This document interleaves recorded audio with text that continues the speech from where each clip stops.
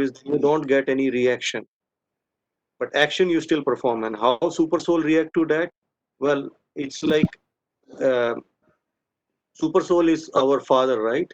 And we are the children. So how a father will react when he's, the child who has, you can say, given him up and given him up from long time, and he comes back to him. So super soul will be happy, like father will be happy to see his children coming back to him. So that's how Krishna reciprocates when the the fallen conditioned souls, they come back to him. So in short, this is the answer, but if you need more explanation. Yeah, Yeah, and and this is really good. And one more thing, why does actually God wants us to learn everything through our experience? Yeah, good question. Yeah. There are actually, I'm not, it's not that God want us to learn only by experience, because we don't want to learn otherwise. I'll give Mm. you example. There are different categories of people. Okay, it's not that all they learn by experience. Some they learn from others' experience. Some they learn from hearing from others. So the best is the person who just hear about the situation of other and analyze based on that, and they understand. Okay, somebody tells them, okay, don't go there. There you will find the dacoits, and that person analyze it and believes them and take the precautions one way. Other person, he will do, more if and but, more all the details. And the third person, he will say, no, no, I'll go and check it. So it's like it depends person to person. Like either you want to learn just by hearing, you want to learn by experience, by experiencing yourself. And there are other categories who even after hearing and experiencing, they still don't understand it. Like Duryodhana, right? He was hearing about Krishna as the great. He experienced also Krishna greatness in his sabha, when he tried to capture Krishna, but he was not able to capture him. Despite that, he did not understand that Krishna is God. Right. So it's us who prevents this stumbling block, that we want to learn only by experience. Mm. Is Like it like okay? we want to, yeah, like we want to let our kids also learn by experience so that they won't commit it again. I mean, the mistake or anything like that. Well, learning by experience is okay, but it's you waste time, right? It's like reinventing the wheel. Mm. But the intelligent person will hear or read and understand from that. Right. Because how much we can experiment everything. Like, for example, just to know who is your father, if you don't hear from your mother, if you hear from your mother, this is your father, that's very easy. Otherwise, if you want to do experience, you'll go and asking each and every person find on the street, are you my father? Are you my father? Or another way is you do a DNA testing in the laboratory and see whose DNA matches with your DNA and genes and all that, right? And then you deduce, okay, this person is my father. That's also a way, but that's a cumbersome way. The easiest way is you hear from the authority, not just hearing and from anybody else, but hearing from the right authority. So that's why this Vedic process is Aroha Pantha, like it's like you're hearing from the higher authority. There's another thing another kind of knowledge that you understand by Anuman and Praman. Like you decide, okay, this is that, this like that. You analyze the situations and you come to a conclusion. And another thing is, and this is by your direct sense perceptions. But as we know, our senses, they are imperfect, right? We have four defects. So the knowledge that we receive from our sense perception or Anuman Pranam, that is also full of these four defects. So that knowledge is also not perfect. So if you want the real knowledge, you have to take it from the perfect source who is free from these four defects. So Vedas is the perfect source, because Veda is the wording of the Lord. Since Lord is supremely perfect, he has no defects. So the knowledge given by him is also supremely perfect. Yes, So it's yes. easier that way, because we save time, we make less mistake when we under accept the authority. Like if a father says, like, this is a fan and fan turns like this, and the child repeats the same thing, then child is also good about that particular knowledge. So we hear from the Supreme Father and we repeat that knowledge. Yes. So that way there are less chances of making the mistake instead of we doing experiment on our own. Because experiments we keep learning, the theories they keep changing. Scientists they have one theory today, tomorrow they have second theory, right? They have this amendment, that amendment, and it keeps on changing. Is it okay, Mataji? Yes, yes, Professor. I'll end up with my very last question now. So we again about the soul. When we say that the soul is imperishable and the soul is constant, so and no new souls are created, and the number of souls. How can we understand this? The number of souls should be constant, but there cannot be any new souls if there cannot be new souls being created. So how can we address the term population of human beings now? Yeah, It is very, little very, confusing. yeah, very intelligent question. Actually, when we say that's true, that number of soul, the total number of soul is constant. It's not that soul is increasing, neither the soul is decreasing. But what is decreasing or increasing is the population, and that too sometimes certain population increases, sometimes certain population decreases. And the point to understand is even on this life, or sorry, on this planet Earth, it's not that life is there only in human beings. There are animals, there are insects, there are birds, and there are different species and different varieties of them. And that's only on this earthly planet. But then on this Earth planetary system itself, there are so many planets within the planetary system. So over there also you have life. Then you go to higher planetary system. There also there is life. Then you go to lower planetary systems, seven planetary system below. There also there is life. So this is within one Brahmand, and then there are so many Brahmand, and so many Brahmand means so many universe. So you have life in all of them. The number of souls is same. It's just the number of souls changing a particular type of body will be different. For example, sometime you will have male population more, or female population more, or insects more, or birds more, or how to say animals more. But the total number of soul is same. And it's not that all the species, when we say 8.4 million species of life, it's not that all of them are found only on the earth. Some of them are on the earth, but others are on other planetary system. In human also there are like 4 lakh species of human beings, but I don't think so we have 4 lakh species of human being.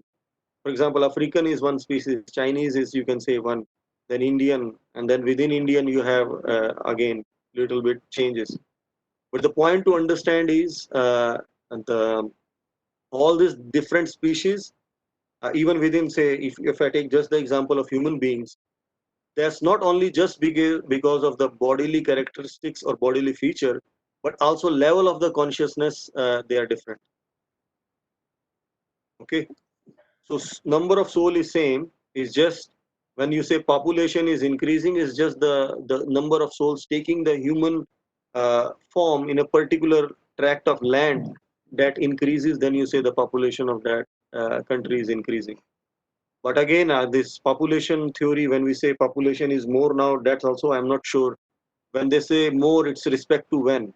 Like always, when you say more, it's a relative term, right? More respect to when. If you say more with respect to how World War, after the World War II, yes, maybe more, because so many people died during the World War II. There was a lot of population during the Battle of Kurukshetra. So many people died during the Battle of Kurukshetra. So this more also is a relative term. Hope that answer your question, Mataji. Yes, yes, Professor. Very well answered. Thank you so much. Hare Krishna. Hare Krishna.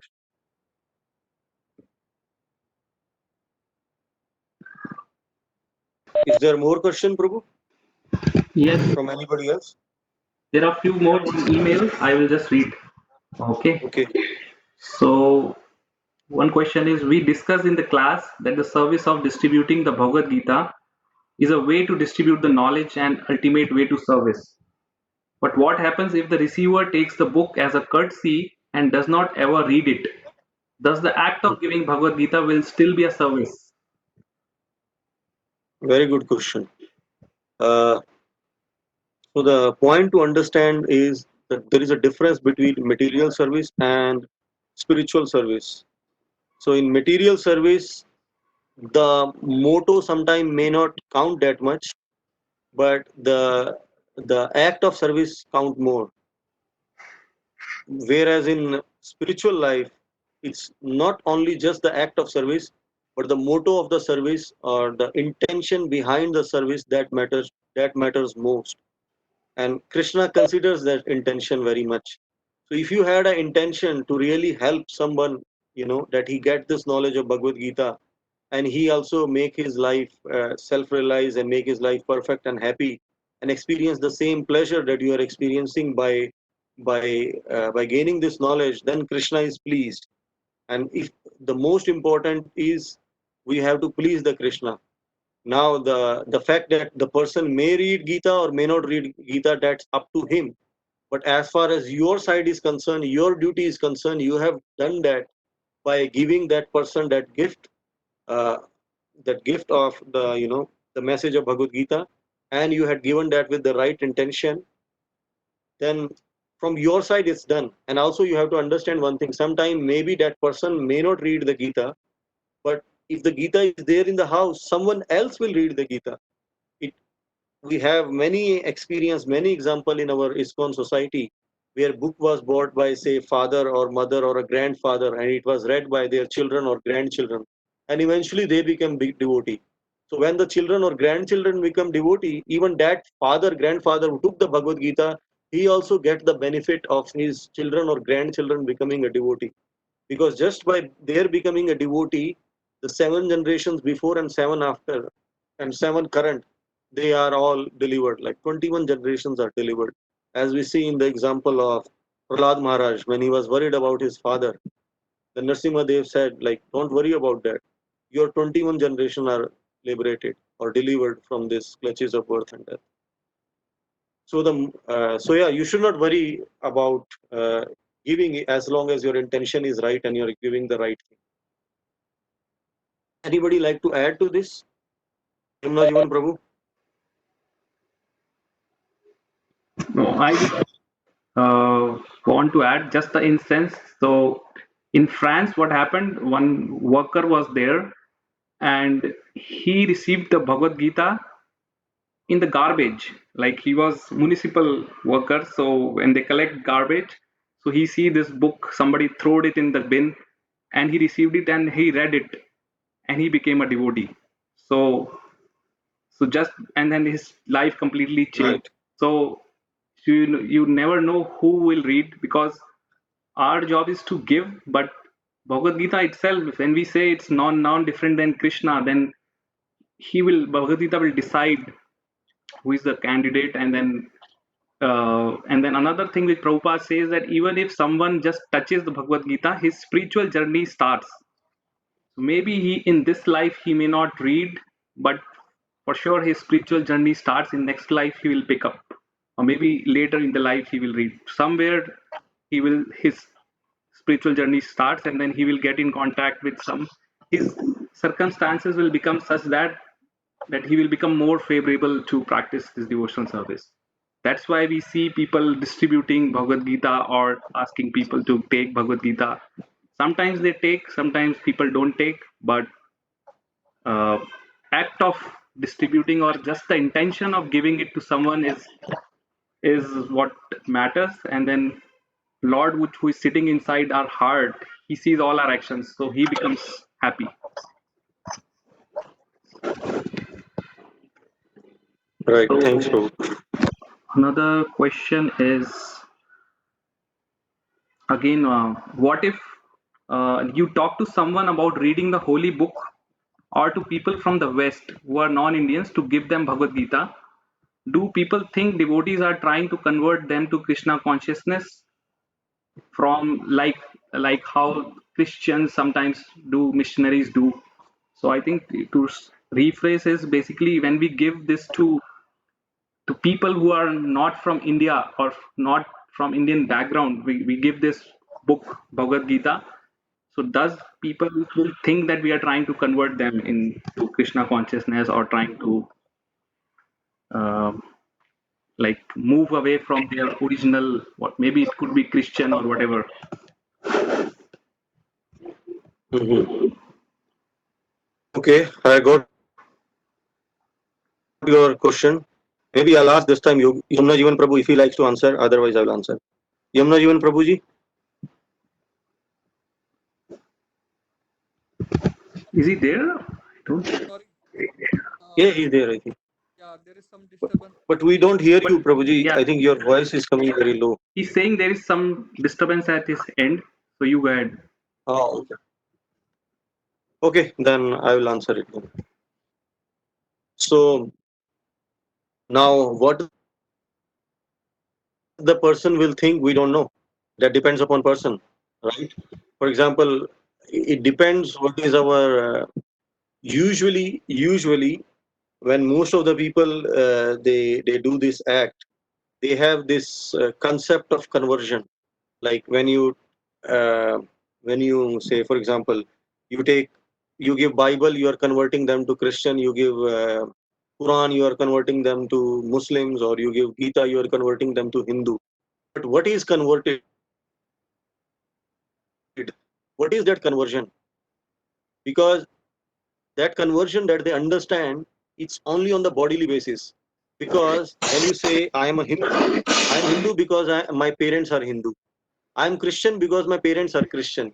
Because if we don't understand the in depth what does it means to be Hindu or what does it means to be Christian or Muslim, because our understanding of religion is outside or superficial based on the bodily conception of life.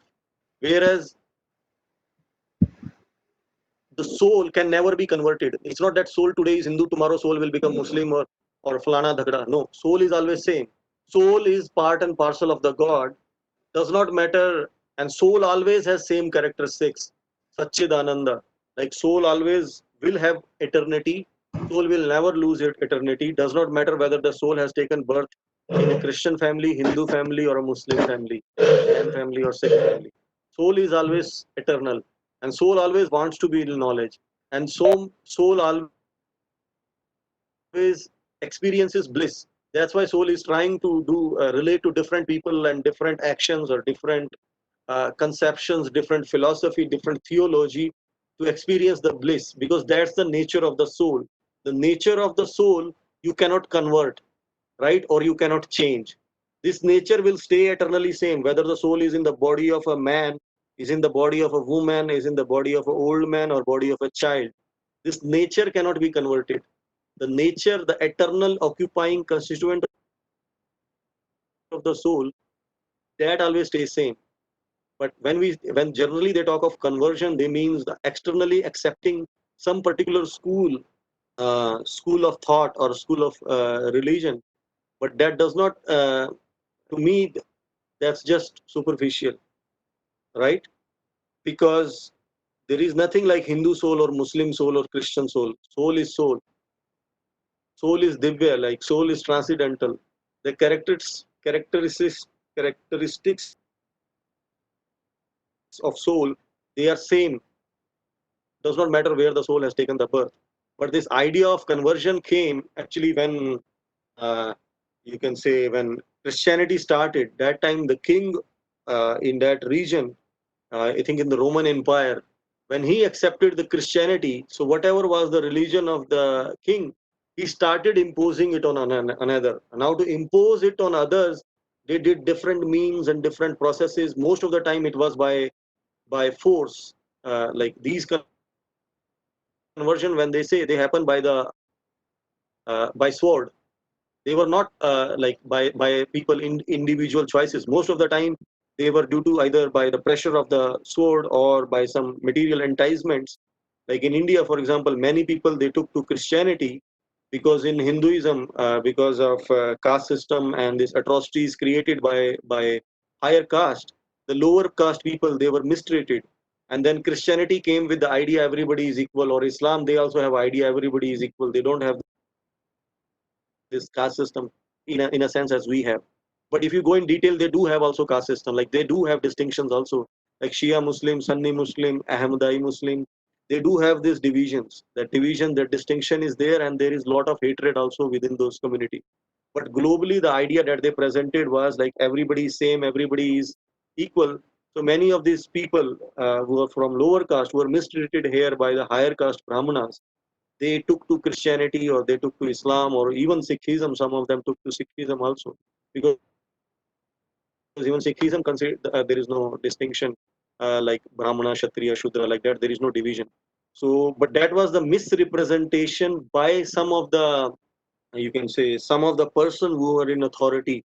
Is due to the misrepresentation by Brahmanas and Kshatriyas. But if they had stick well to the Vedic system, where this division was not based on the birth, it was based on the qualities or qualification, then this problem should have never happened in India, like especially this problem of conversion. But outside, the mostly conversion were happening because of the king, whatever religion he was accepting or whatever faith he was accepting, accordingly he was trying to convert or change the faith of the people. For example, the people in Mexico, in South America, they have completely lost their original culture, their original religion. They speak Spanish language. They follow the Christian culture, but that was not their original, you can say, philosophy or original religion or original language. It was all changed over a period of time. But in India, somehow we had so many attacks and so many external powers came here. But still, the root of Vedic system, they could not remove it completely. It was always there. Even Muslims and Christians in Hindu, they still have Indian values. Like the children still have respect for the parent. All those things is there. That's because of the culture. I hope it answered to an extent your question. Yes, it does. Yeah, you explained it well. It makes sense. Going back to the soul. Thank you. No, yeah, thank you. So yeah, so understanding has to be based on the soul, not just the external religion. And Right. the dharma of the soul, nobody can change it. Nobody can change it. Mhm. Because that's why we say dharma, we don't say religion, because religion is a kind of faith. And Mhm. today I have faith in someone, and tomorrow I will have faith on someone else. So faith in that sense can be changed. But dharma is your what you are. It cannot be changed. Mhm. You mean that you as a soul, what you are, that cannot be changed. So nobody can convert you. So these people, like falsely in India, when they were throwing in the wells the bones and some meat, and then people drink from that water, and then they say, now you are converted to Christian. That does not happen like that. Or a Muslim sprinkles water on you, then you become a Muslim. No, it doesn't happen like that. But the caste Brahman, they were too much strict. They try to do it just for the sake of name, fame, power, and all that. And Mhm. same thing on this other side, those who are converting. Sure. So one more question I had here. Okay. So is there any more question, Ashoka Krishna Prabhu? Yes, sure. So we talk about and the physical body, right? What about the mind? So where do we categorize? If we look, we also talk about like body, mind, and mind being the energy field of our, thought process and other things. Mhm. So is mind part of Right. physical body? The mind. Yes. Okay. So let's see, understand mind. First of all, mind in our Vedic thought is called mana. Mana iti mana. Like manan, the mind does the manan thinking. The mind characteristics are uh, feeling, willing, thinking, accepting this, rejecting this. That's the action of the mind. And what is this mind? Like it's my mind, right? So it's something related to me. I know I have a mind. X person has a mind. Third person has a mind. Everybody has a mind. But what is this mind? Nobody can see. Like I can't see your mind. You can't see my mind. What is this mind? This mind is part of our body. It's like soul is your spiritual aspect, and then the soul is covered by a subtle body which cannot be seen. Even the soul is cannot be seen also, but it's little grosser than the soul is your mind, intelligence, and false ego. These three things, mind, which is mana, intelligence, and false ego, they make up your subtle body. So this is the subtle body, like when you can find it goes with the soul when the soul goes from one body to another body.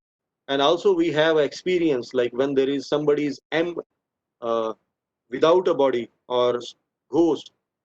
They don't have a body, they don't have a gross body, but they do have subtle body. They do have mind, intelligence, and false ego. And then they try to capture someone else gross body and try to satisfy the desires of the mind or their desires through others' body by taking control of their subtle body and gross body. Just 1 second.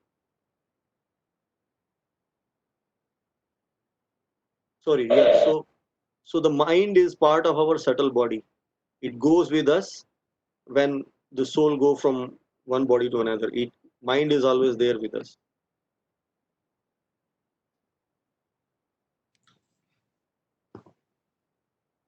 Is it okay, Mataji, or you need more explanation? No, it's yeah.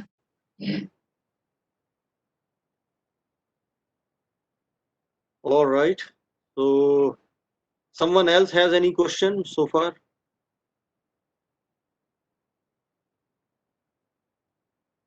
Okay. If no more question, then maybe we can get started with our Bhagavad Gita. There are in email 2 more, but It's already we'll, 30 past 4. yeah, we'll take next Do you have more time. questions? Yeah, okay. So let's do the 5 verses today. And if time remains, we can take some of them today, or else we'll take it next time. First Yeah. thing next time. All right, Prabhu, can you please open the verse 2.21?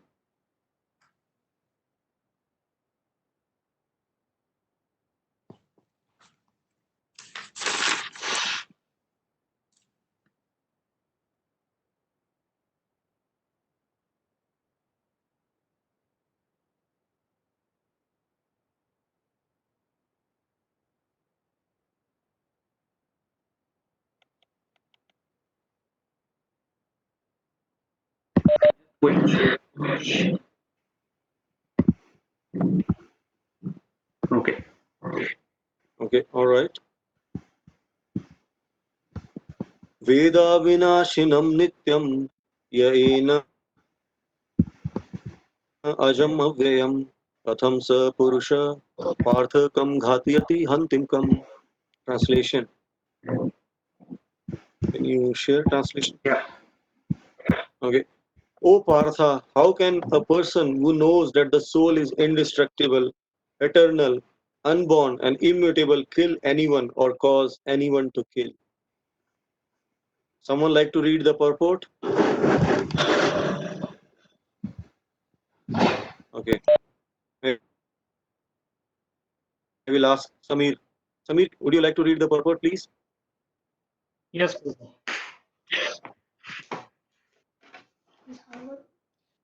Purport. Everything has its proper utility, and man who is situated in complete knowledge, known how and where to apply a thing for its proper utility. Similarly, violence also has its utility, and how to apply rests violence rests with the person in knowledge. Although the justice of the peace awards capital punishment to a person condemned for murder, the justice of the peace cannot be blamed because he ordered violence to another person according to the code of justice in Manu's uh, in Manu Mahita, the law book of mankind, No, Samita. Manu Samhita, the law book of mankind, it is supported that a murderer should be commanded to the death so that in his next life he will not have to suffer for the great sin he has committed. Therefore, the king punishment of hanging a murderer is actually beneficial. Similarly, when Krishna ordered fighting, it must be concluded that violence is for supreme justice, and thus Arjuna should follow the instruction, knowing well that such violence committed in the act of fighting for Krishna is not violence at all, because at any rate the man or rather the soul cannot be killed. So for the administration of justice, so-called violence is permitted. A surgical operation is not meant to kill the patient, but to cure him. Therefore, the fighting to be executed by Arjuna at the instruction of Krishna is with full knowledge, so there is no possibility of sinful reaction. Hare Krishna. Hare Krishna. Thank you. Can you share key points from the purport, Prabhu? It's a slide 43.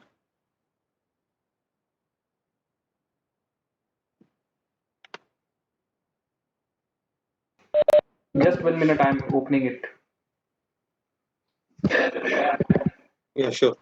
So basically, this verse 2.21, it's again talking about that soul is never killed. So and also the thing to understand is, if soul is immortal, does that recommend we should commit the violence? The answer is no. And then,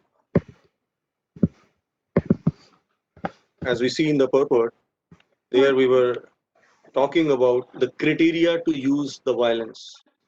So the violence in general in scripture, the violence is not recommended.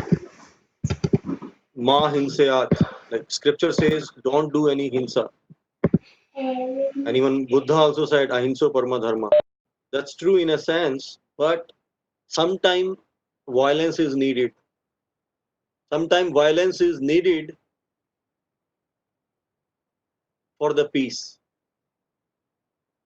because there are some elements who create disturbance by execution of religious principle. So that time to annihilate those miscreants, and to the violence is needed, so that ultimately the peace be prevailed. So it may looks like violence is is something a bad, you can say bad quality, but sometimes this violence is needed for something good to come, like for peace to come. Like Ravana or these other demons, they were executing, they were killing so many sages and rishis. They were prohibiting them from performing various yagyas and various sacrifices. But then Lord Ram or Krishna, they come and kill these demons, basically to free the burden of the earth, and also to protect the brahmanas, to protect the cows, to protect the innocent people from the hand of these so-called, the kings, who are actually supposed to be protector of the religion, when they themselves were becoming the destroyer of the religion. So that time violence is needed. Otherwise, violence is not needed. So again, Krishna himself is authority, or Ram himself is authority. So sometimes Lord himself will indulge in the violence to bring the peace, or sometime he will authorize his bona fide representative, or his servant, or his friend, or his son to commit violence, basically so that the peace can be brought about, so that the religion can be re-established, so that the people can be freed from the fear and atrocities of the miscreants. So that time, killing of anybody, when one is authorized, that violence is not abominable. But otherwise, in a general sense, the violence is abominable. It is condemned. Now, who decides the proper utility of the violence? So, in the purport, Prabhupada mentioned the man situated in the knowledge knows how and where to apply a thing of its proper utility. So everything has a proper utility. In the same way, violence has a proper utility also.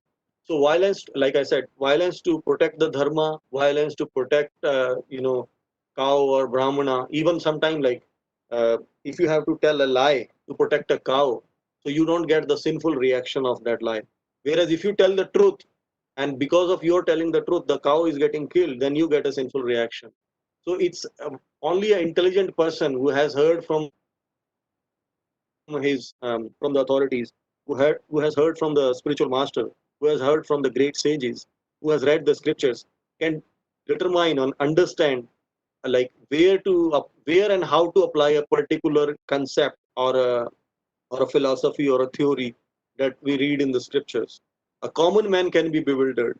So analogy here Prabhupada gave was like just for a piece gave the example of a Manu Samhita. Like Manu Samhita has a various rules for the mankind. Manu Samhita is very detailed. If we were to follow today the Manu Samhita, it will become many so-called human rights organization. They will be really standing with all their boards and so many people. They will go against it because sometimes you'll find some instructions in the Manu Samhita which looks like cruel. For example, somebody who steals the money, his hand has to be chopped out. Somebody who commits a murder, he has to be also executed. So like that, there are very severe punishments are there in the Manu Samhita. And the kings in the olden time, in the Vedic time, they were making sure that those principles written in the Manu Samhita were properly executed. Now you have to understand, Manu was not an ordinary person. Manu is the father of the mankind. He's the son of the Brahmaji, and he had this responsibility to creating progeny and to expand this creation with various species. So Manu at that time while he was doing it, he also gave some codes, some rules and regulations for man and woman to be followed, which are compiled in a book called Manu Samhita. So Manu Samhita, you don't get any like king does not get any sinful reaction if he is hanging some killer, and also the killer, if he will not be hanged in this life, so next life he has to suffer much more. That's why to reduce his suffering, that particular murderer or a violence committer is given the punishment in this very life, so that his punishment is less. Whereas if this will continue for next life, then he has to go with the interest. He has to pay with the interest. And also the king will be by being irresponsible, he also has to go through the punishment. So if anything bad is happening in society, so king is responsible for that. He get all the bad reaction, 1/10 of the good reaction of his society. In the same way, he also get the bad reaction of the bad action performed during his kingdom or during his society. So that's why these instructions were there, so that it was for good of all. Another example Prabhupada gave was for the Sergian knife. Now the same knife can be used to murder someone, to kill someone, but the same knife can be used to operate a person who is having a particular any disease, say cancer or anything, or some other disease for which he need to be operated, and then that disease has to be, the doctor has to go inside the body and remove that particular bad element within the body. So knife will give pain, surgery is a pain, but then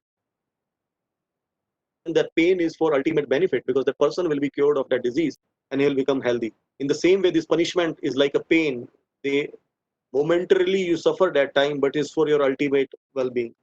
And here, like how can we justify Arjuna's use of violence?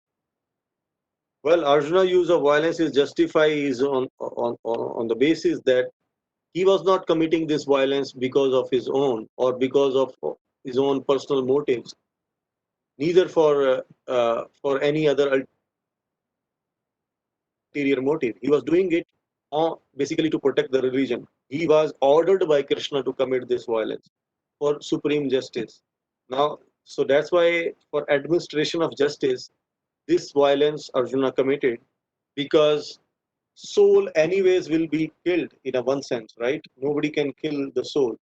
But if you don't, if a king does not act as a responsible king, then he has to be, like I said earlier also, he has to be punished for his irresponsible act. In the same way, Arjuna would also be chastised or punished if he does not do his action of chastising his miscreants, or the opposite side who was adamant on performing the adharma or irreligion. So in that sense, to basically he wanted to bring the justice. He wanted to bring the justice to the Pandava and to the whole society as a whole. Because when the king will be good, then the praja also will be good. Like during the time of Lord Ram, everybody was happy. So it's very important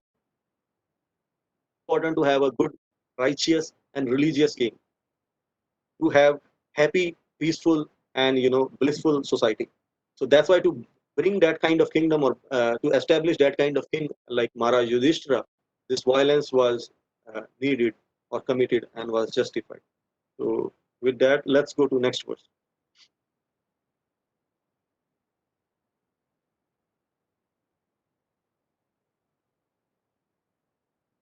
This is another very important verse. वासांसि जीर्णानि यथा विहाय नवानि गृह्णाति नरोपराणि तथा शरीराणि विहाय जीर्णानि अन्यानि संयाति नवानि देहि. You might have heard this verse many times, sometime in Bollywood movies or some of the serials or whatever. Let's understand the meaning of this verse, how Prabhupada is explaining in this translation and purport. As a person puts on new garments, giving up the old ones, the soul similarly accepts new material bodies, giving up the old and useless ones. Purport.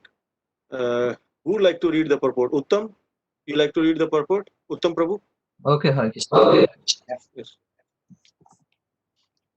As a purport, change of body by the atomic individual soul is an accepted fact. Even the modern scientists who don't believe in the existence of the soul, but at the same time cannot explain the source of energy from the heart, have to accept continuous changes of body which appear from childhood to boyhood and from boyhood to youth and again from youth to old age. From old age, the change is transferred to another body. This has already been explained in previous verse 2.30. Transference of the atomic individual soul to another body is made possible by the grace of super soul. The super soul fulfills the desire of the atomic soul as one friend fulfill the desire of another. The Vedas, like the Mundaka Upanishad, as well the Shvetashvara Upanishad, compare the soul and the super soul to two friendly birds sitting on the same tree. One of the birds, the individual atomic soul, is eating the fruit of tree, and the other bird, Krishna, is simply watching his friend. Of these two birds, although they are the same in quality, one is captivated by the fruits of the material tree, while the other is simply witnessing the activity of his friend. Krishna is witnessing but and Arjuna is eating but. Although they are friends, one is still the master, other is the servant.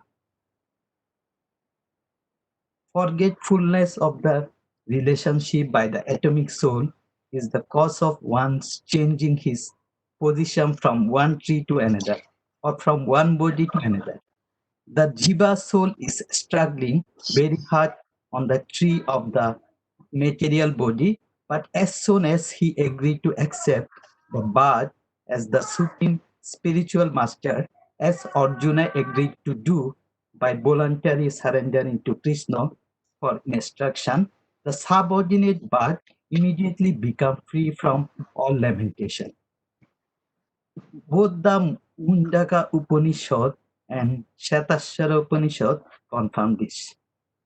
Samane Rakse Purusha Nimangno Nishasho Sochita Muhammana Jastam Veda Vashyati Annam Isham Asha Mohimanam Vidya Shloka. Although the two birds are in the same tree, the eating bud is fully engrossed with anxiety and morose senses as the enjoyer of the fruits of the tree. But if in some way or other he turns his face to his friend, the Lord, and knows his glory, at once the suffering bird becomes free from all anxiety. Arjuna has now turned his face towards his eternal friend, Krishna, and is understanding the Bhagavad Gita from him. And thus, hearing from Krishna, he can understand the supreme glories of the Lord and be free from lamentation. Arjuna is advised here by the Lord not to lament for the bodily chains of his old grandfather and his teacher.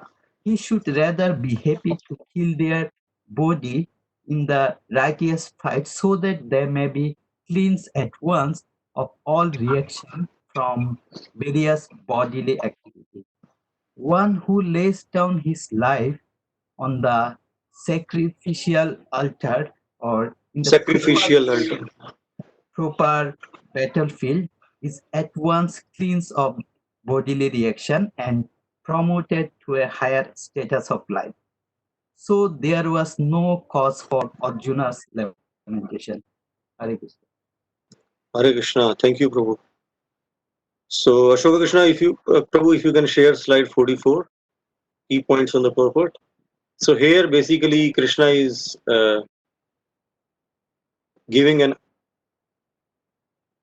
analogy, and if you see, for the soul, death is like a change of clothes. This verse is similar to the verse 2.13. Dehino asmin yatha dehe kaumaram yavanam jara. Tatha dehantara praptir dhiras tatrana muhyati. So this is also a similar verse.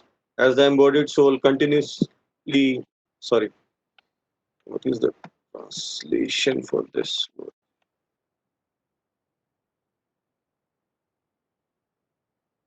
As a person puts on new garments, giving up old ones, the soul similarly accepts new material bodies, giving up the old and useless ones. If you see, this verse is very much similar to 2.13, and here the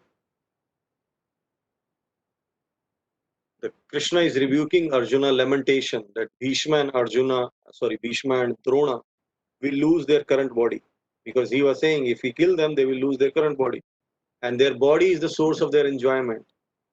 But Krishna is saying they will lose the bodies, but they will get the fresh bodies. So if they will have a fresh body, they can freshly enjoy with more vigor, with more youth. Where there is a problem with the enjoyment, that's the theme of this verse 2.22.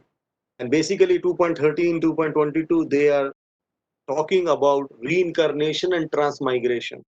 Let's understand what is the difference between the transmigration and reincarnation. What does it refer to exactly? So transmigration refers to travel of soul from one body to another. Transmigration, right? Like transport. You are ported from one port to another port, so you are transported. In the same way, transmigration, the soul is migrated from one body to another body. That is transmigration. So this transmigration happens through 8.4 million species of the bodies. And these species of the bodies are due to different desires. So these different dresses that everybody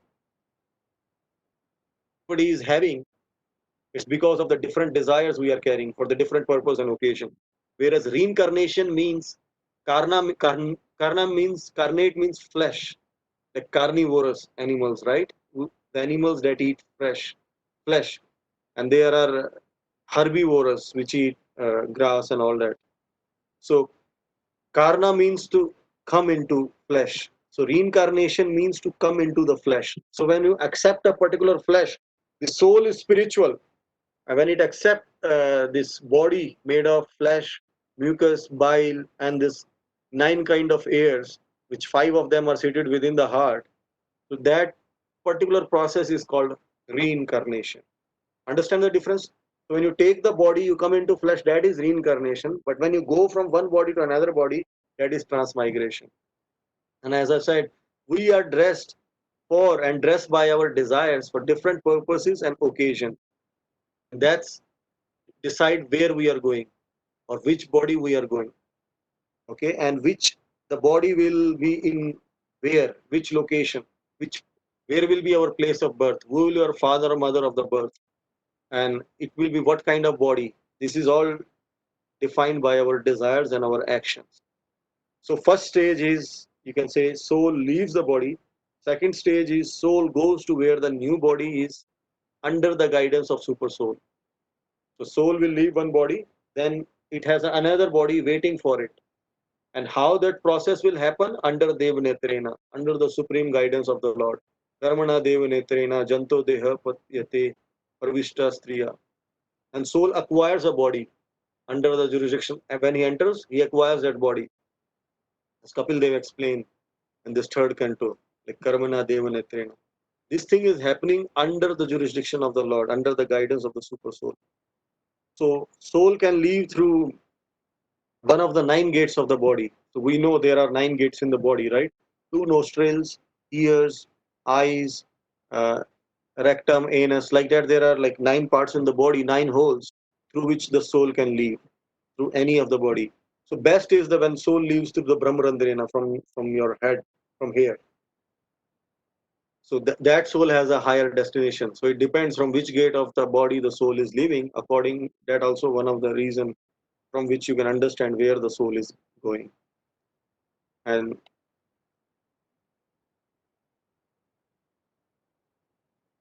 for us, for devotees, it really does not matter from which hole the soul leaves, because for us, if we are remembering the Krishna, then Krishna is taking care of us, is ensuring. Does not matter wherever, from whichever hole of the body the soul is leaving, he will ensure that we are getting the better destination, higher destination. Whereas those persons who are trying on their own, the yogis or those who are after these different siddhis, they have to ensure that the soul leaves through the holes on the upper part of the body, like above the neck, either through the ears or head or through the eyes or nostrils. But for us, it really does not matter. So as I already explained, the new dress is based on the karmic budget we have. So according to the money we can pay, according to that we can get a particular type of dress. And what is this money? This money is our karmic budget. Like what is our karma? What is our action that we have done? Right? It's not that I just desire to become like a king, but my actions are not good. Then I will not get the kingly body. I should have a karma also for that. I should have a money of the karma to buy that particular dress. So let's look now purport in a little bit more details. What is the scientist opinion on the body change? Scientists, they accept the change of the body, which appear from boyhood to youthhood, childhood to youth to age, right? Dehino asmin yatha dehe. They accept that principle in a kind of, in a sense, to an extent. And they also accept that the heart is the source of all energies. So when heart stop functioning, all other organs, they stop receiving the blood and the body can collapse and fail. And we also say that soul is present in the heart and it's the source of all the energies. But they cannot clearly explain what is the difference between the soul and the body. That they say is a missing link. What is that missing link? That missing link is the consciousness, or the consciousness is, you can say, through which the soul relates with the body. So there is the dead body has no consciousness, the live body has a consciousness. So that missing link is actually the consciousness, which is which is a symptom of the soul, as we already heard and learned in the previous verses. And then here further, it is like scientists, they believe that the body is made up of certain chemicals. If it is made up of certain chemicals, then why they cannot create a life in the laboratory using these certain chemicals? That's not possible, because soul is not material. These chemicals are material. Soul is spiritual. Anything spiritual cannot be created from material, whereas anything material can be created from spiritual. Like we create so many material things, like I create sweat, or we create so many things, like we create offsprings, right? The body, in a sense, is created due to presence of the soul. and how the transform. I think this we already discussed in detail. How atomic soul will transfer to another body, like we discussed transmigration and reincarnation and how the process happens, right? And what is the cause of this change of the body? Like how it is happening, and then why it is happening. Why the atomic soul will transfer to another body, that is also explained. That happens because of forgetfulness of servant and master relationship. If we remember this servant and master relationship, servant means soul is a servant, and master means Krishna is the master. Jivera Savrup hoy, Krishnera Nityadas. The Savrupa, or the constitutional position of the Jiva, is to eternally being servant of the Krishna. When we remember this relationship, then there is no more taking of the body. There is no more changing of the body. This change of body happens when we forget this relationship. As soon as you remember this and establish in your eternal constitutional position, then there is no more change of the body. Like there is a verse, I don't remember exactly, like Krishna Simriti hai jahan, where there is, like, if you are remembering Krishna, then where there is the cause of taking the body, something like that. That is there, but I don't remember exact verse. And then further in the purport, we saw analogy of the two birds, right? As they were described in the Svetasvara Upanishad and Mundaka Upanishad. Like one bird is the master and other bird is the servant. The servant bird is busy in enjoying eating the fruits of the tree, and this master bird is witnessing Anumanta. That another word used for the Lord is Anumanta. Anumanta means he's witnessing. He's witnessing what is happening. Shakshi, Anumanta, Bharta, and he's providing for this. Bharta means he's providing for. That's why he's master, right? Bharatya means servant. Bharta is master. So the master super soul is witnessing this Bharta servant soul who is busy enjoying or eating the fruits of the tree. And what are these fruits? The fruit of good or bad, right? That the soul is busy enjoying under the influence of three modes of material nature. And then further also it is explained like how to become free from all the lamentations. So that is possible by voluntarily surrendering unto the master bird or unto the Krishna, the supreme spiritual master.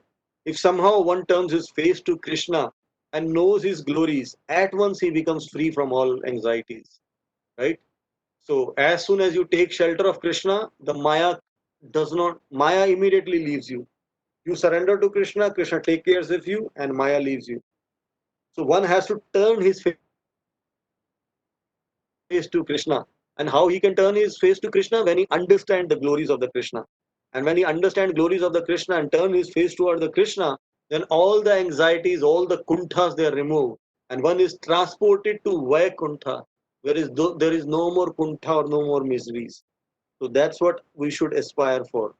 And how this particular verse helps Arjuna to overcome lamentation and material compassion, because like I earlier explained when I was talking about the theme of this verse, right? His Swajana, when Arjuna first he was adamant on killing, he was ready, prepared for the war, ready to kill his relatives and all that. But then when he saw them, then instead of saying Dhritarashtra Durbuddhi, like instead of saying Duryodhana as a Durbuddhi, now his conception changed to Swajana. And he was worried, the Swajana, they will be losing their body, they will suffer, and he will be the cause of their suffering. But here, why this verse is explaining that they will not suffer, they will not lose the body, they will lose this body, the old body, but they will get the new body, the fresh body, through which they can freshly enjoy. So that's more or less this purport in a sense. And also, yeah, one more point I'd like to see, Prabhupada was saying at the end of this verse, like Arjuna should be happy because through this righteous fight, he is cleansing the Drona and Bhishma of all the reactions that they have accumulated due to this body by being in association of Duryodhana. So they have also accumulated a lot of reactions. Like Bhishma was silent and Drona was also silent when Draupadi was disrobed, and they could not do many of the time where they could have done something against Duryodhana. They tried their best, but Somehow they were not able to do that.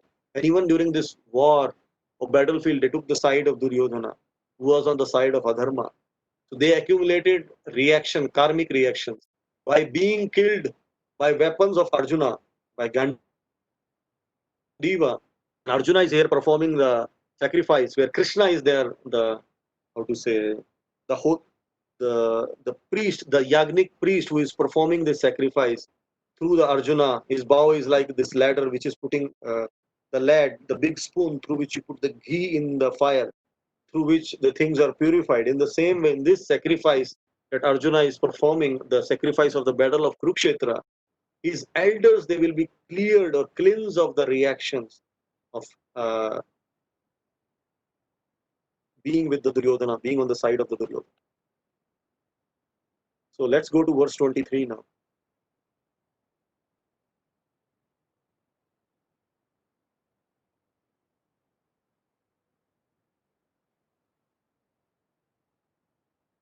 नैनं छिन्दन्ति शस्त्राणि नैनं दहति पावका न चैनं कलिदयन्ति आपो न शोष्यति मारुता. Another very beautiful verse, translation and purport by Srila Prabhupada ki cha. The soul can never be cut to pieces by any weapon, nor burned by fire, nor moistened by water, nor withered by the wind. Purport. Who would like to read the purport?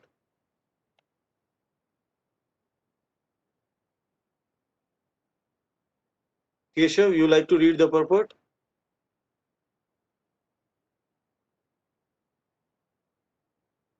Okay.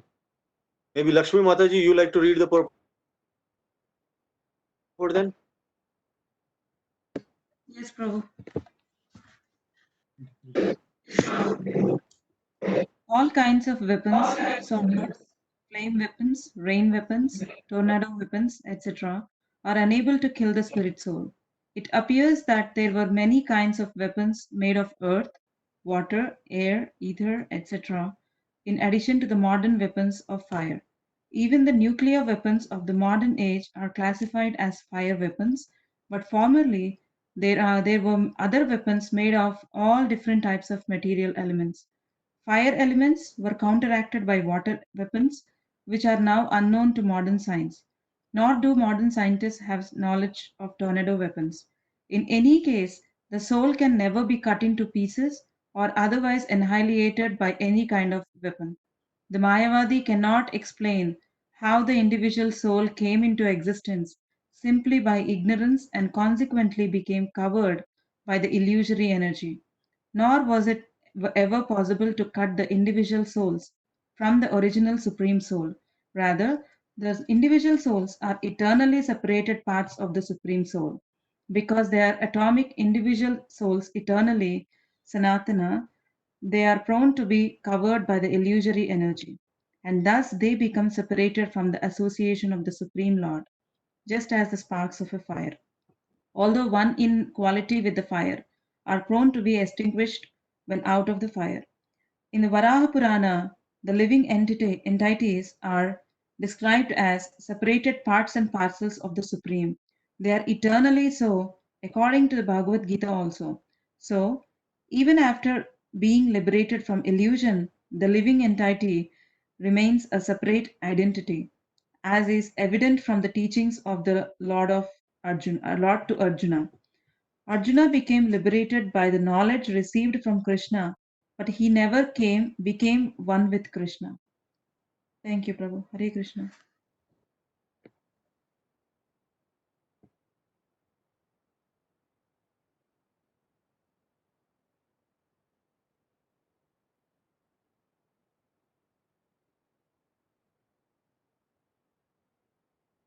Qualities of the soul is mentioned. These verses reiterate the principle Krishna has already established. And this repetition is proper for Sanskrit literature to put more emphasis on the nature of the soul. Krishna does repeat himself to remove all the doubts about the soul's eternality. So that's very, very important. Krishna is now explaining from different aspects the characteristics of soul to reaffirm the understanding the eternality aspect of the super soul, or of the soul, sorry. So individual soul, as we understand, is eternally the atomic particle of the spirit whole. The spirit whole means Krishna himself. So things that harm or destroy the body cannot destroy the soul. What harms, like body can be burnt by fire, can be cut to pieces, can be withered by wind, can be moistened by water. Whereas soul, as opposite to the body, cannot be harmed by any of these. So let's look at the purport here, the key points.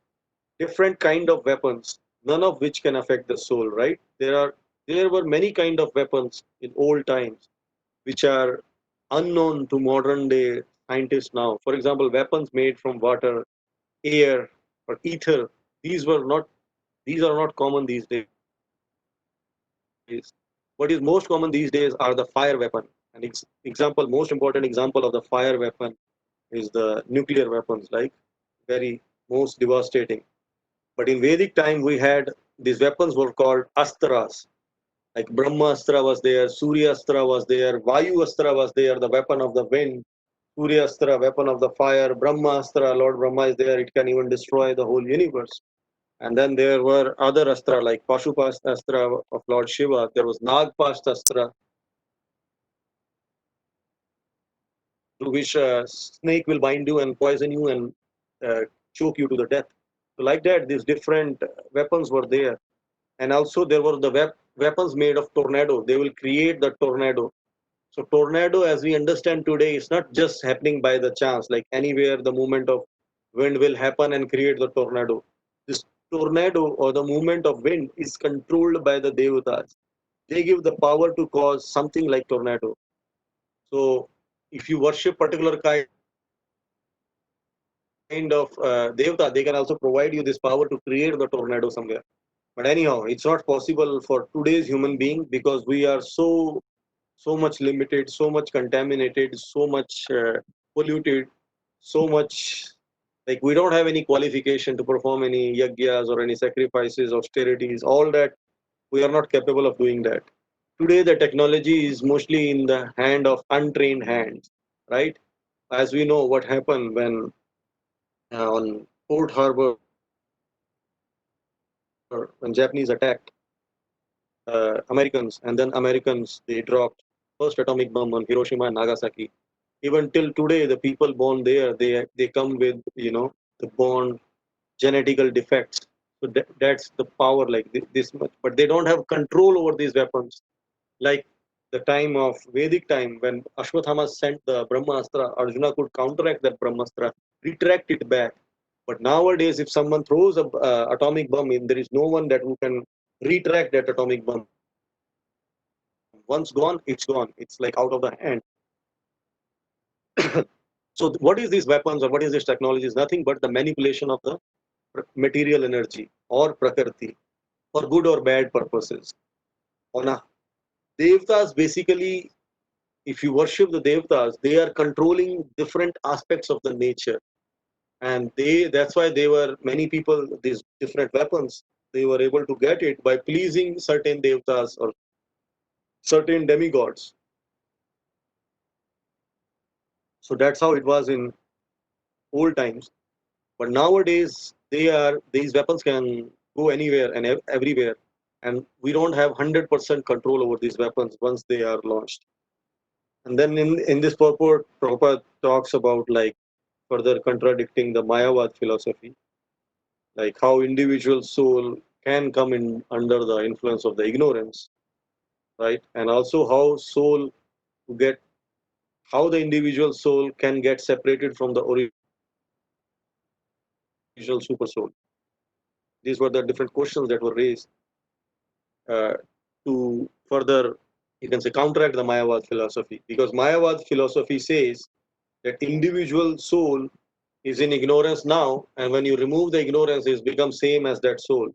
If that is the case, like it becomes same or one, then why the individual soul originally was separated from the super soul? This question they don't have answer. Whereas Vedic scripture, if you understand them, they correctly explain that soul is separated from the super soul right from the beginning. It's separated now, and in the future also it will still stay separated. The connection is, like I explained earlier also, is the connection of the purpose. We'll not go more detail into this. We already discussed this Mayavad in great details in our earlier verses. And what is the understanding of the position of the soul? So Prabhupada mentioned, like, individual soul is eternal first thing and is separated, but it's still part and parcel of Supreme Lord. This is inconceivable. How something can be part of something and it's eternally separated from that thing, and it's part and parcel for that. Uh, that is uh, that is the beauty when you understand this transcendental subject matters. Like this achintya, till you don't have this achintya or inconceivable aspect, then it becomes banal like the material. Spiritual thing, many of these concepts are inconceivable. That's the beauty of them. And then further, I think we were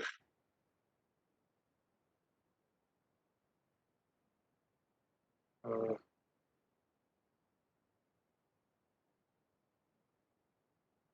so yeah, how they become separated from the Supreme Lord. There was an analogy given in the purport.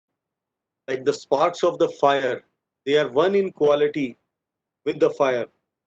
But as soon as the spark is separated from the complete fire unit, the spark become extinguished. In the same way, when the soul is connected to super soul in the purpose, it has these qualities of Satchid Ananda. Sat means eternity, Chit means knowledge, and Ananda blissfulness. Those qualities are revived or are manifested, are like clearly evident, clearly seen. But as soon as soul becomes separated from super soul or turn his face away from super soul in the purpose, then soul loses these like these potencies of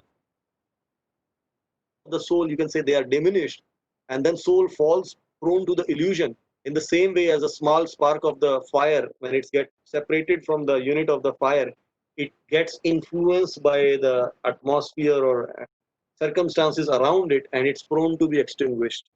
In the same way, the soul loses its seems to lose its original characteristics when it turns away from the super soul and it takes shelter of the material body, material senses. So practical application of this verse is, by understanding this philosophy of the soul and the super soul, Arjuna from the Krishna, he will never come under this illusion again. He will never fall prone to uh, uh, illusion, and also he will never think that he will become one with Krishna. As Krishna said in, I think, in 2.13, like how these kings existed in the past, you existed in the past, I existed in the past, we still exist, and in the future also will never cease to be, will continue to exist. So with that, I conclude on this verse. Let's go to verse 224.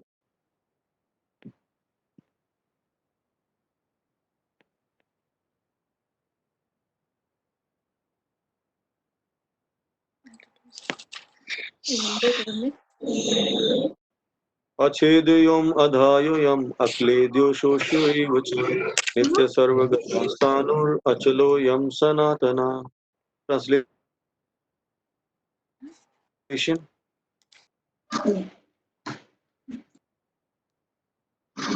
Prabhu, The can I individual, sorry, okay, Prabhu, can this individual. Sorry, did you say something? Hare Krishna, somebody said something. The atomic soul definitely prove that the individual soul is eternally the atomic particle of the spirit whole, and he remains the same Oh, you want to read it? eternally without change. The theory of monism is very different to apply. It's very difficult to apply in this case because the individual soul is never expected to become one homogeneously. After liberation from material contamination, the atomic soul may prefer to remain as a spiritual spark in the effulgent rays of the Supreme Personality of Godhead.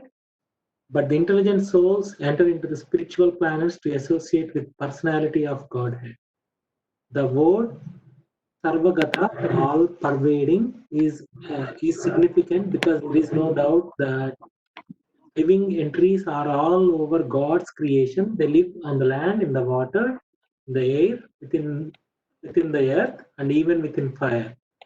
The belief that they are sterilized in fire is not acceptable because it is clearly stated here that soul cannot be burned by fire. Therefore, there is no doubt that there are living entities also in the sun planet with suitable bodies to live there. If the sun globe is uninhabited, then the world Sarvagata, living everywhere, become meaningless.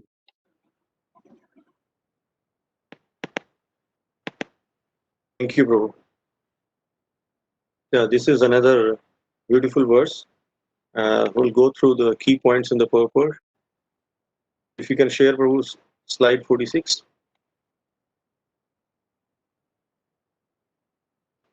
All right. What is established by qualities given in this verse? The individual soul is eternally atomic particle of the spirit whole. That's one thing. And he remains the same atom without the change.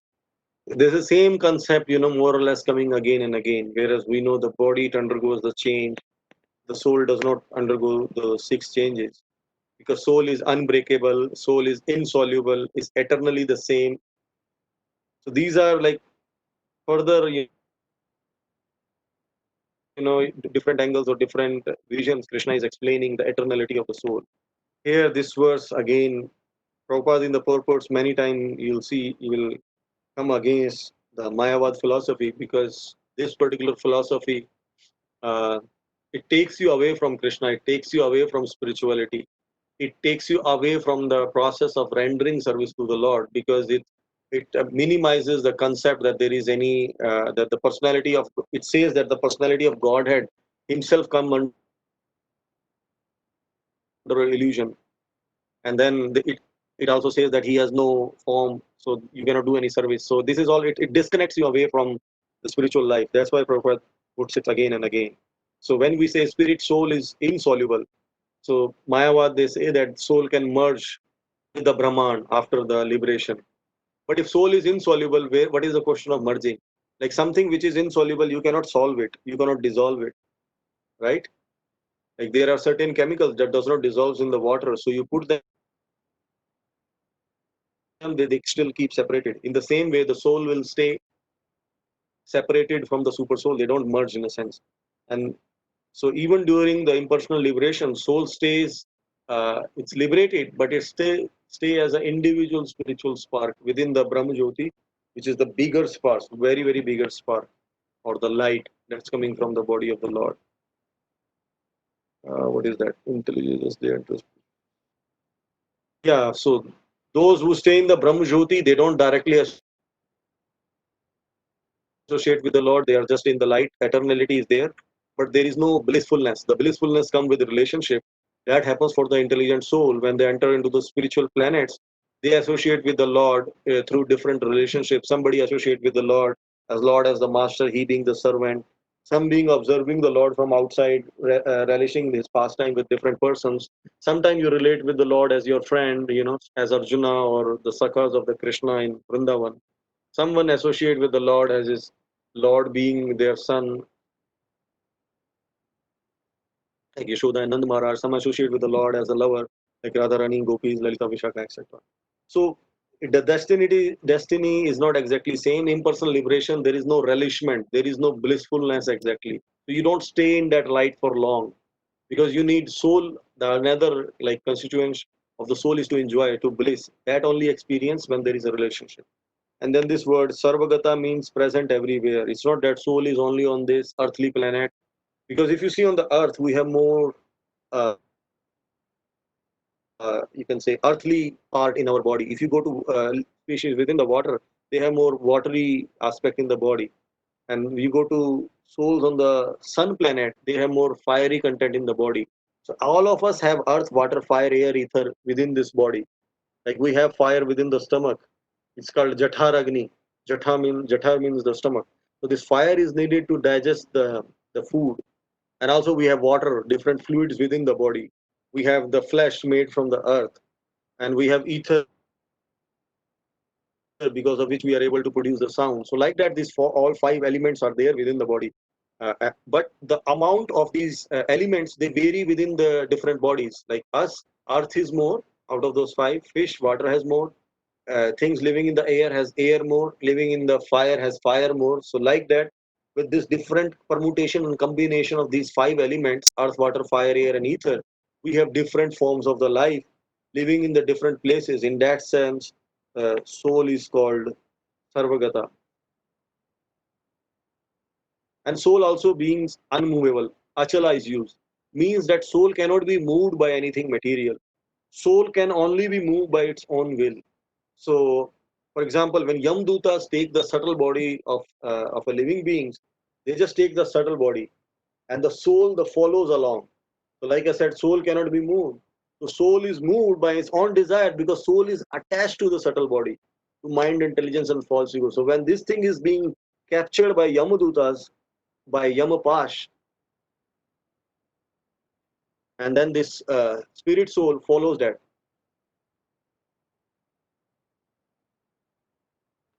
What else is there? Yeah. So another thing, practical application. It says here like soul cannot be burned by the fire, right? It's not that you can sterilize the soul and by putting it in the fire. No, you cannot do that. And living entities, they, like I said, Sarvagata, they are present everywhere. They're in all different places. You have suitable form of the lives. In fire, bacteria lives in the fire. Scientists recently discovered. But there is life on the sun planet itself. There is life on the moon planet itself. There higher living beings lives. We cannot go there with our present form of the body, because if we try to go with this form of the body, we will be burnt by going over. I think I wanted to cover 25 verses. We finished 24, already close to 5:30. Can we do this last verse? It will be very quick, and then we finish this section, or we do it next time. Like first half an hour was gone on questions only. So let me know what you all decide. Are we good to go with one more verse? Silence means acceptance. Prabhu, can I just quickly ask a question? Okay, if you ask the question, then we cannot do the 25th. No problem, Prabhu. Take- We can do it next week also, because it is not my question. It was my friend's question. I can ask next time. Please ask questions, because that's more important, I think. We'll do this 25 hours next time, and also we'll summarize all the qualities of the soul. So you want me to ask question, Prabhu? What is the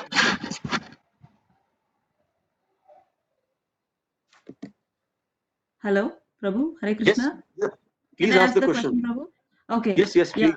So when you spoke about the digestion and all now, so this reminds me of my friend asking me question like last month.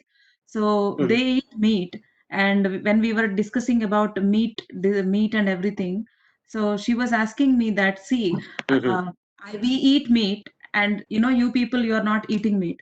So if God is present as a digestive power in everyone, so God is digesting my meat, the meat which I am eating, and you are eating whatever you are eating also.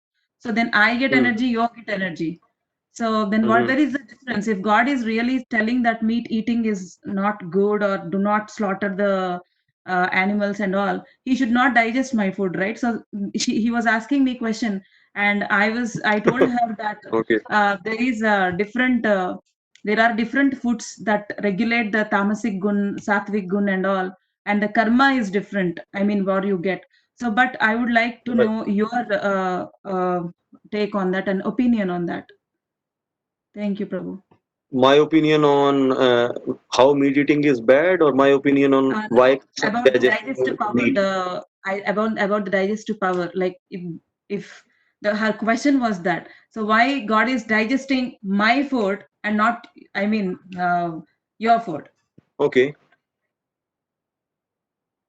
So that was her question actually. So if meat eating is not good, God should not help me digest my food, like whatever the meat I'm eating. So why is this happening? Right. So yeah, this is on the basis of her question I just asked you. Okay, I'll try to answer it. So yeah, that's true. Krishna is present in the stomach as a digestive fire. So whenever you are about to start eating the food, this fire is lit up, and that helps to digest the food. That's why it is said before eating food, don't drink the water, because that way you are quenching the fire. What happens when you have fire? You put water, you are like suppressing it. And same thing, this fire, Jataragni, has to be continue to be, to be strong after you eat the food. That's why it is said that you don't drink the water after immediately after eating the food. So now coming to the point that Krishna, why the non-veg also Krishna digest. Now, first question: is there anyone living on this planet in a human body who eat just meat? When I say just meat, means only meat, no milk product, no vegetables, no salad, no fruits. No one can live just on the meat in the human body. It's impossible, because if you just take the meat, our intestines are very large. Okay, humans have a large intestine in spiral form like that, whereas tiger has a small intestine. Okay, so when tiger eats the meat, tiger can digest it easily. And tiger teeth, all the teeth of the tiger are carnivorous, whereas if you look human body, we have only two teeth are canine. Upside two teeth are only canine. So out of 32, only two teeth are canine. This means it's for emergency use. So this body, our body is made in a sense, you can say, if emergency it has to digest meat, it can do that also. But if someone just takes only meat, then ask your friend to try just meat, no fruit, no vegetable, no milk, no salad, just meat, pure meat, even no tomato, no onion within that, just meat, and say how long he can sustain on that meat, how long he can digest it, continue to digest it. 1 week, 2 week, 1 month. This is one question you can ask him or her. And second thing is, like I said, our intestines are big. So the meat, it stays within the intestine and it becomes toxins if you don't take